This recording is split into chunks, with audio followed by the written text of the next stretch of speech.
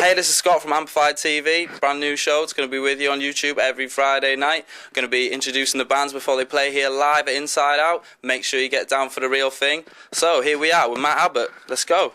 Matt Abbott, all the way from Wakefield, coming down to Darlington tonight. You're going to perform a little bit for us here on the Amplified Telly. Where indeed. Right, so tell us a bit about your success. What's going on now? Well, there's not much success to tell, but we're getting there slowly, one step at a time. Basically, I started out as a performance poet, just doing spoken word in pubs and clubs and stuff.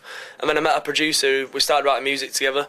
And, now we're putting an album out and we just want to, get us music out to the people. Because when people are Skint Demoralised, it's not just a band name, is it? It's kind of appropriate. Right, yeah. They need a bit of escapism, don't they? Friday night, go out, listen to a few tunes. It's kind of a happy way to forget it all. Yeah. Really. So Matt, why is music different to everybody else's?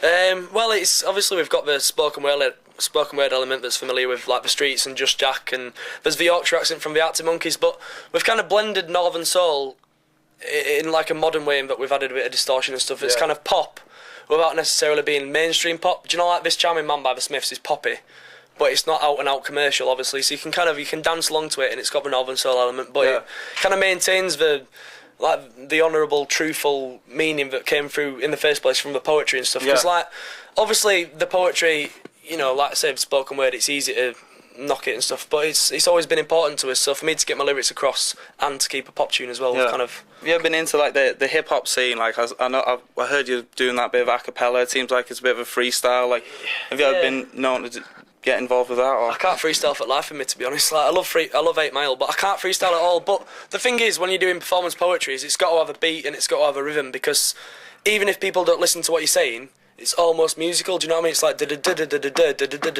so you've got to pay attention to hip hop in that sense to get your flow, as it were. But I'd never rap on music because I'd sound stupid, to be honest. I can't do it. I love Eminem. Eminem was one of my main influences. Really? But the first artist to listen to, I really paid attention to the lyrics, because everyone liked Limp Bizkit and like Green Day and stuff, and it was like, alright, it's a good tune. But then Eminem came along, and all of a sudden, even though it's a bit obscene, it's kind of the lyrics really mean something, and he's really passionate about it, and he's really kind of, it's almost like he's acting on record, and that really, I really connected with it. So.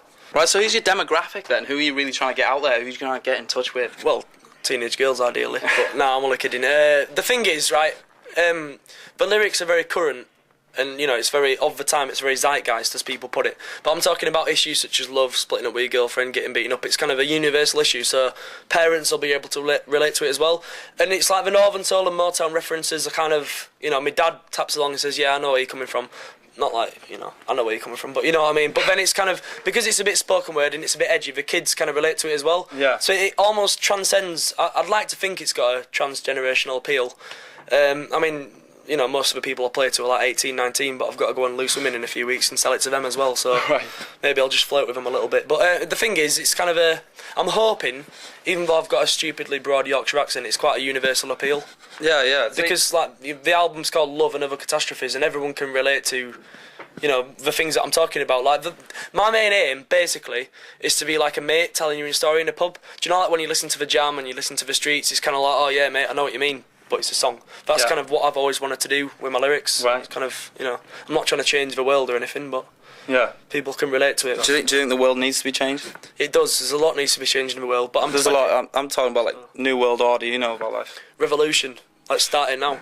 No, I'm only 20 years old, mate. So I did politics at A level, but I don't know. To be a Liberal Democrat. Oh, let's not talk about that. Yeah, no, I did. I did used to be a Lib Dem, but basically, I do a lot of campaigning for Love Music, Hate Racism. Campaigning against the BNP. It's not just an issue in Yorkshire or the north of England anymore, it's kind of around the whole country. A lot of people are voting BNP, especially times of economic crisis. People are frustrated, they're annoyed with the government, people are getting disillusioned, and it's like the BNP are there to prey on people's frustrations. It's like a scapegoat. Yeah, exactly. It's like a protest vote or a scapegoat, but also people they manipulate things in such a way that no one celebrates St George's Day. Do you know what I mean? And people get annoyed. Like, I'm patriotic. But if I fly a Union Jack, everyone's like, oh, you're racist, and it's not. But they prey on stuff like that, and it's ridiculous because they are very nasty people. So my main political stance is against the BNP. So the music's gonna mould us all together, and we'll all be a happy society, I reckon. Well, the lyrics on the first album are kind of the introductory, you know, the first lyrics I started writing was all about love and girlfriends, like I've said. The poetry that I'm doing is starting to get more political, and it's very current. But the problem is with music, obviously, the album that I release in October is going to be 2 years old by that point. Yeah, I was reading that. I was reading that on your on your MySpace there. Yeah. It's frustrating. I mean, obviously, I don't mind because you guys have not heard it before. Yeah. But like the things that I'm thinking right now and the things that I want to say right now, realistically, you're not going to hear it for a few years. So the poetry, I still do the poetry at gigs. It's very important to me, and it's a way for me to get across my opinions. Like you heard me in toilet earlier on. I wrote my poem at 2 o'clock this morning. It's really current. Do you know what I mean? I'm kind of buzzing with all these opinions, but I've got to get on stage and sing about fish and chips. But you know, it's all right. We'll get there. Sound. So the single Red Lipstick, when can we expect to download that little baby? It's out on the 13th of July, so it'll start getting played soon. I mean, it's out on the 13th of July everywhere. Good record stores, bad ones as well. And then the album's out on the 5th of October, an autumn release, so keep your ears open. Maybe you'll hear it. So you're going to do a little a cappella for us now, like give us a little taster of what's going to happen later on? I am, yeah, and seeing as I talks about Love Music Hate Racism, I'm going to do my piece for them.